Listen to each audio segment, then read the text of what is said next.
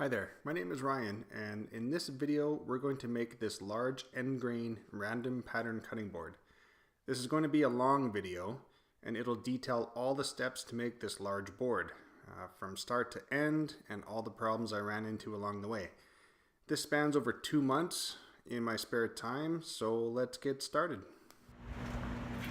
Okay, so for making some more of these blanks, we're going to start finishing these off. We've got some maple, strips of walnut, some hickory here. We're going to clean these up in the planer. Here's what we look like so far.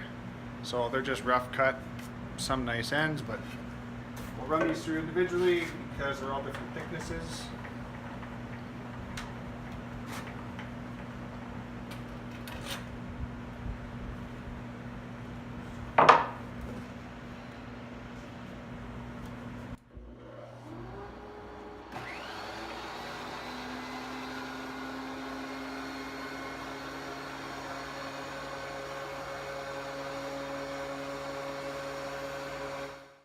Okay, now that we've planed two sides and all of our pieces, so this is the plain side. I put an X on the side that's not, so make sure you turn these over, and we're just going to randomly put some different colors, and so we've got some cherry here, we'll do a maple.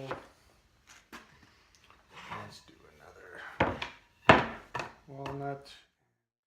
All right, so one of our blanks, we'll do some gluing. Let's take my clamps.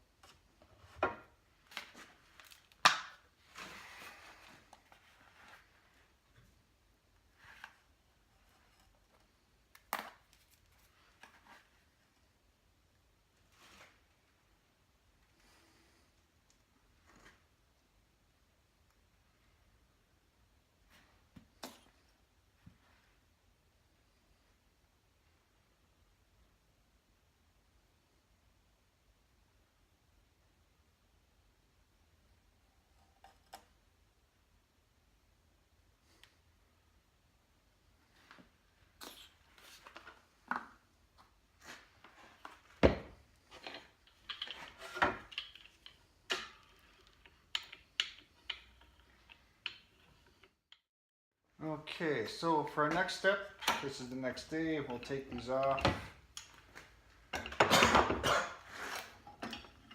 If I had time, I would take these off a couple hours after I've glued them and then just scrape some of the glue off, but it was late, didn't have time to do that, so I didn't.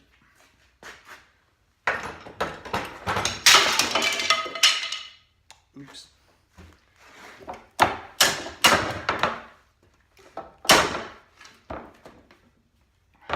So our glue's dried up, but this doesn't really, it's not smooth to run through the planer.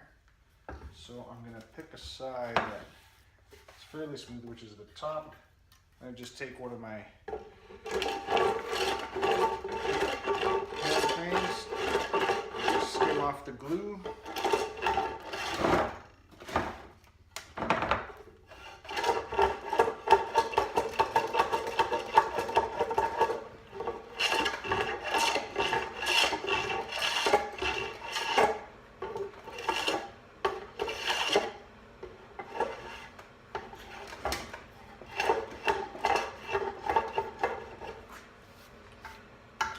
Clamp that down to hold it. So I'm going to use this side as the bottom.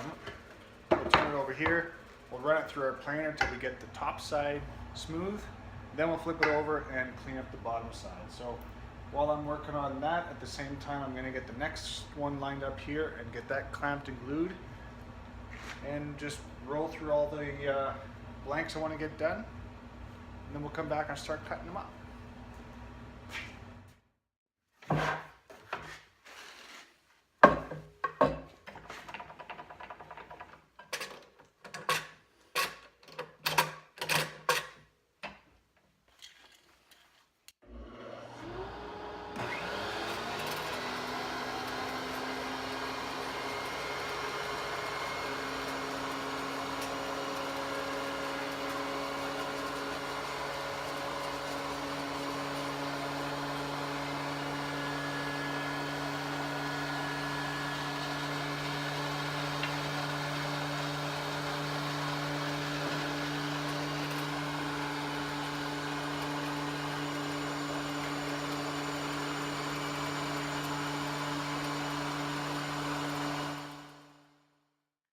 Okay, we now have all of our blanks done and ready.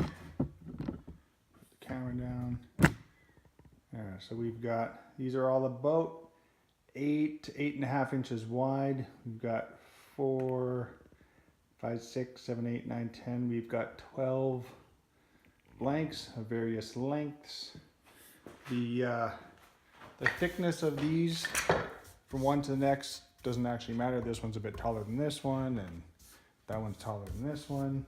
Doesn't really matter the thickness.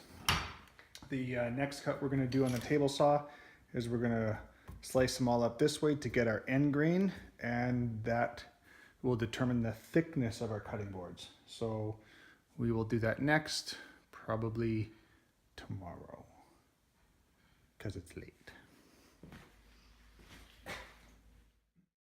So next we're just going to set up a stop that will determine our thickness. I'm thinking we want to go with a thickness that'll allow us to we still want to cross cut the boards.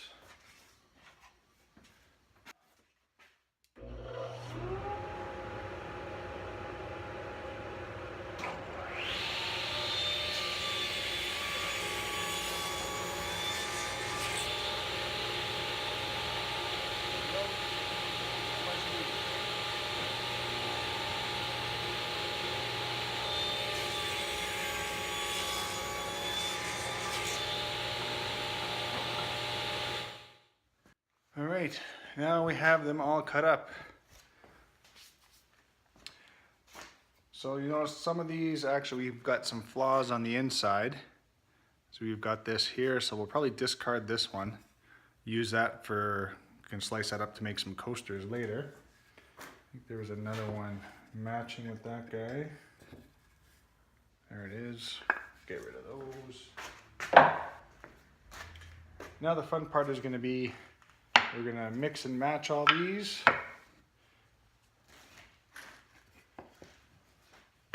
Start making blanks like this. Just take one of everything.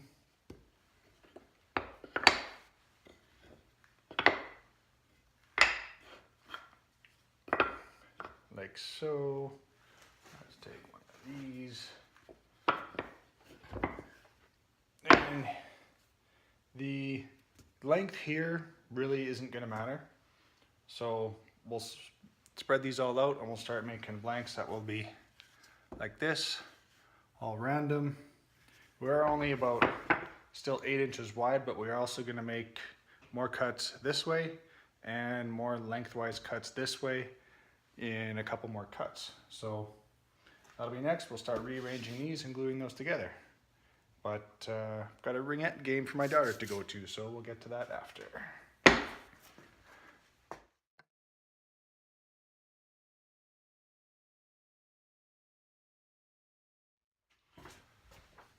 Alright, so we're going to make a quick jig here with the table saw. I cut a piece of maple for a runner, put a spacer underneath so this sits a little bit high. What we want is to make a jig that we can cut about a 5-degree angle on this, because for these patterns we've got a slight angle. This one's actually about a 3-degree angle, 3 to 4 degrees. I'm going to make the next one about 5 degrees. I did this by hand with the miter gauge. Some of the bigger blocks tend to wobble a little bit, so I'll make something bigger. So we've got a piece of MDF. I actually want it to be lengthwise this way because I want more weight on the end in case I have a larger piece that, say, takes up a larger amount. So if this sits here at an angle and I've got it off the table, I don't want this to happen. And the blade is actually here, so this gives us, yeah, quite a bit of room actually. So we'll probably cut some of the end off. We'll see how it lines up.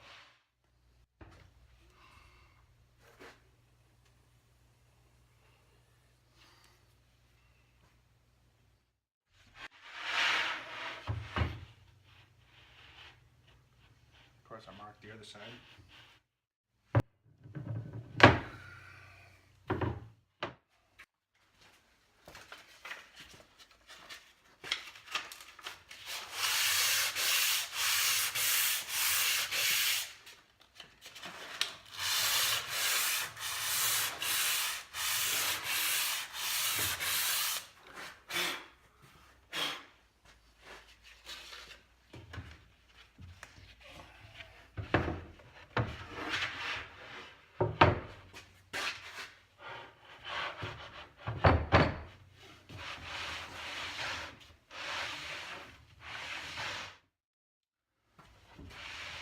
Alright, so all we did was draw a line that's about 5 degrees to the kerf. We've sanded this down. This edge we've chamfered about a bit with the sander just so there's a gap there for dust.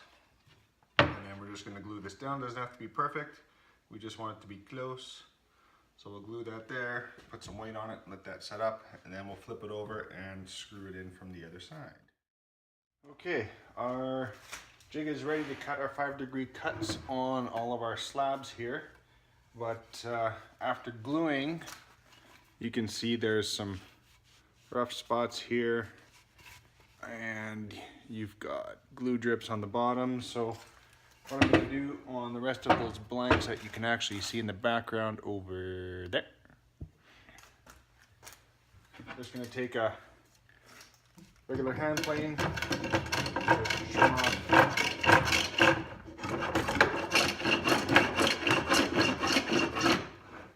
trim off the glue so that there's no high spot. So the one thing I noticed on the other piece I was cutting is that when you get to the, say, a shorter end here, because these have got a little bit of an offset, sometimes you get, it will shift. Actually makes it actually harder to cut. So what I want to do is run this lengthwise through the table saw just to get one flat edge that we can use against the piece. Okay, so now that we have one flat edge going across here, by the time we get to the end here, we're still good. So no issues there. This one's actually got a bit of a crack in it. End piece, so we're just gonna what that is. And no good.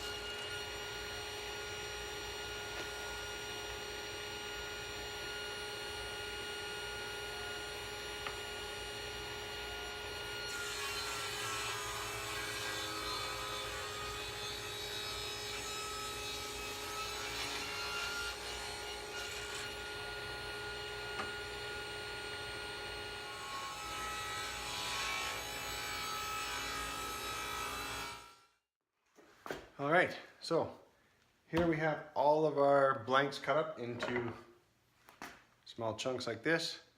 You can see we've got the angles on them.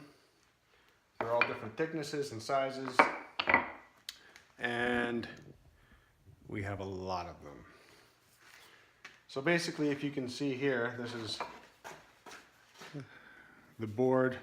We've split this up, so now we're gonna mix these up. So we'll pick one from here, we'll pick one from there. From, say, this one over here. Skinnier one. Then we're gonna also rotate them this way. So we're gonna get angles going in all different directions. But before we do that, grab a pencil.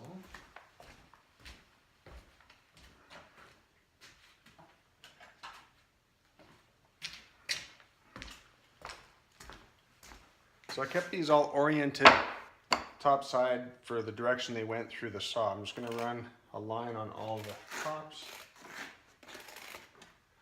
And the reason for that is that way I'll know when they're upside down this way, in case the saw blade was off by ½ degree or anything like that, we're not going to glue these together and it's going to start to curl up when we get them in length. So by alternating top and bottom, we know we're not going to get that, and that's it. So we'll just start randomly putting stuff together, and then we'll glue them all up again into different lengths. Okay, now we have our 4 blanks re-glued back together again. You can see how that pattern goes.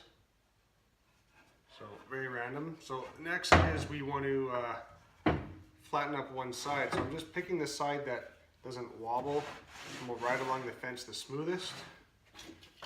And that will be the side we're gonna put against the fence first.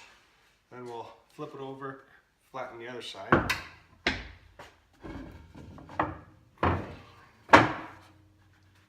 It's actually probably good. So out of these 4 blanks, we're gonna make 2 cutting boards about 15 inches wide by 20, 21 inches long, whatever it comes to. So to do that, I also want to mix the patterns up even more. So once we take this pattern, we'll trim off one side, we'll trim off the other flat as well, and then we'll just rip them all in half. Then we'll end up with 8 pieces, then we'll randomize those again and make 2 cutting boards out of those 8 pieces, and we'll flatten them out. That's next.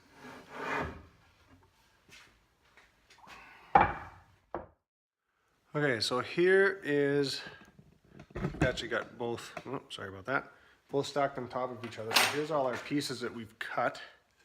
This edge here, there is some saw blade marks on here because we just used a ripping blade on that. So I'm actually going to run these through the planer on this edge just to flatten off both sides. This is how the cutting board is going to look, and this is the approximate size it's going to be. It's huge and thick too. So this is a 24-inch ruler. We'll probably end up with about 21 inches long, and we've got just under 15 inches wide on this one, and the bottom one is a little bit narrower because I wanted one as close to 15 as I can get, well, roughly. So one will be about 14 and a half to 14, one will be about 14 and 3/4 to 15 inches wide. So we're gonna finish ripping all the smaller pieces for the other cutting boards before I run these this way through the planer to flatten those out, and then we'll do some gluing. The other thing we want to do is, because this is so wide, it won't fit through my planer, so we're going to do these in 2 sections. I'm going to glue these 2 together, then these 2 together, then run them through the planer so they get to the both thickness and height that finished height that we want. And then the final step is we'll glue the 2 halves together, keeping them as flush as we can, and then from there we'll do the finishing sanding on it. So next we'll do the ripping.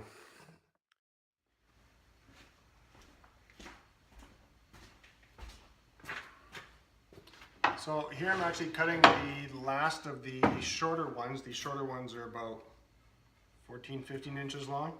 And I switched to my zero clearance insert because I found that because there's so many different angles and every piece of wood is so mixed up random pattern, there's no internal pressure on these, and there's no bowing or bending or pinching. I finished cutting all of them and without issue. So even with the blade at full height cutting through this is using a ripping blade still, we'll be able to cut through this pretty easily. There'll be no binding whatsoever. So we'll just show that quick.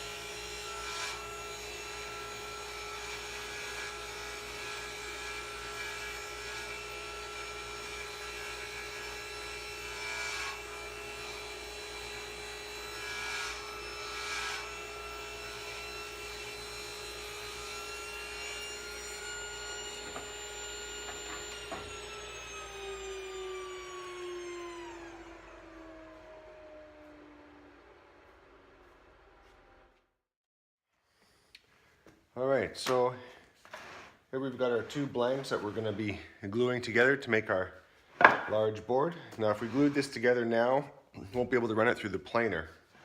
I actually ran each of these separately through the planer, and we've got a nice finish on it, but there's problems with both. Let's see if we can zoom in a bit here. Probably can't see it on camera actually. But we actually have a gap down the middle here, and it rocks. That's not cool. So this one in particular is actually not 90 degrees from this edge to this edge. So I do know that one of them was a little bit twisted, and running through the planer caused this surface to come out a pair or 90 degrees with the side. So looking at, let's see if we can see this. You can see you can probably see how bad that is, I hope. So there's quite a bit of a gap at the bottom, none at the top. So this side here needs to come down a bit. Originally I was going to run this through the planer to reset this, but this is actually too high, so it fits. We're going to rerun this through the table saw to get this edge parallel with the other side, and then we'll be able to glue that together properly. The other issue with this one was due to the length and the short bed on the planer, it maintained a bit of a bow. So it's got a curved shape to it. So if I can turn this up a little bit here. So this side here is actually high. And if we can see that.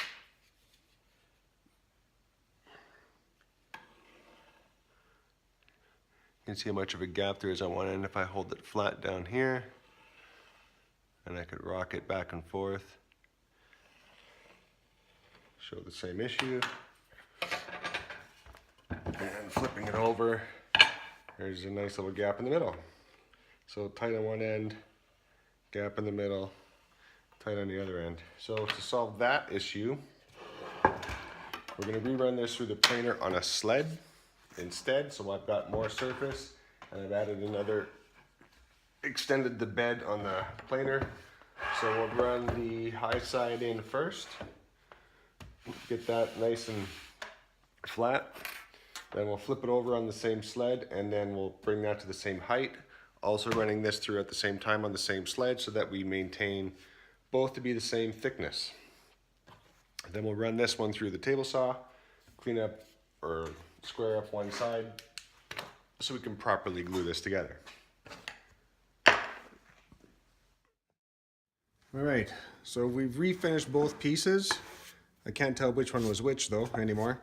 This one I think was the bowed one. So we ran that through the planer on our sled and it's actually flat now. This one here we just reran through the table saw to straighten up one of the edges, and now we've got a near perfect fit. This is just tight together. We have no wobble. I could flip it over. It's the same. So we'll it's also level this way all the way across, except for here a little bit. Could be just from some snipe, not too worried about it. We're gonna sand that down anyways. So we're gonna glue that up. That'll be our final cutting board. And we're about 14 3/4 inches wide and 21 inches long, I believe. And yeah, that's what we're gonna do. All right, so here we've got our two panels being glued up. On the edges, we're just clamping both ends to make sure everything stays nice and flat together. A couple clamps on each side. You didn't need much more than this. There's plenty of squeeze out all around.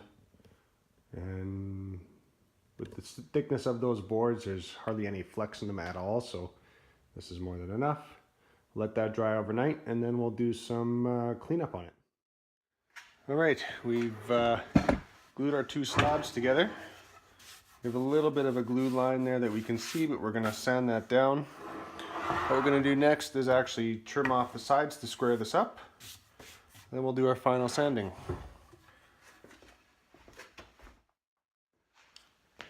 All right, here's where we're at. We've got our pieces all laminated together. We've done a sanding to, I think, 80 grit, and then I went to 120 grit. And before I do the final sanding, I'm gonna put a chamfer around all sides. I usually go with 45. That's what we're gonna do.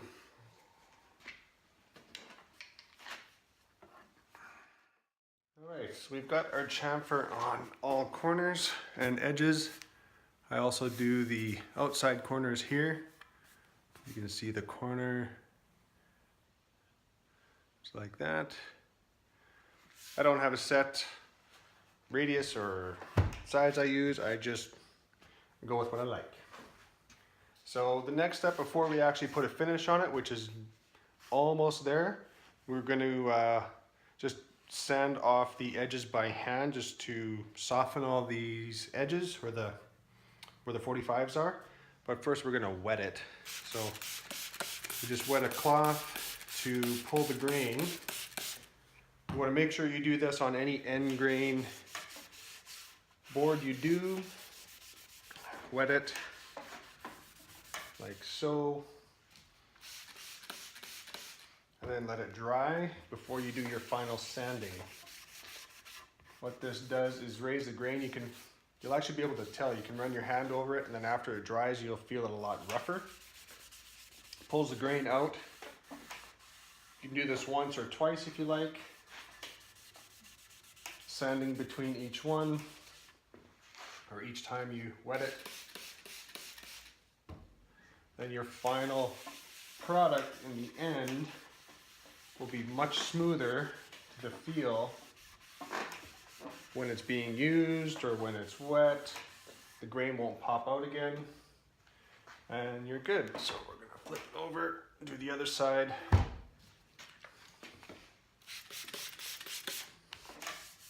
Then we'll let it dry, and then we're gonna resand it to 120.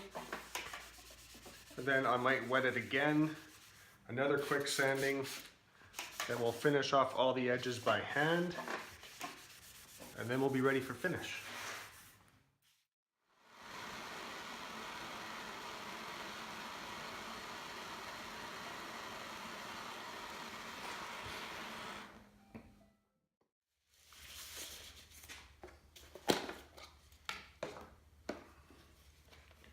And of course, the best part.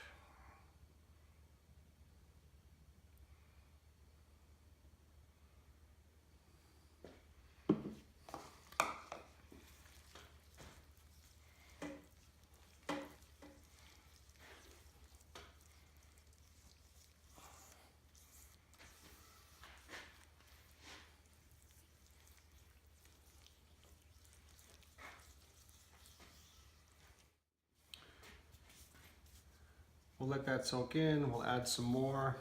We'll also flip it over to the other side. And that's it. We'll put some feet on and we're done.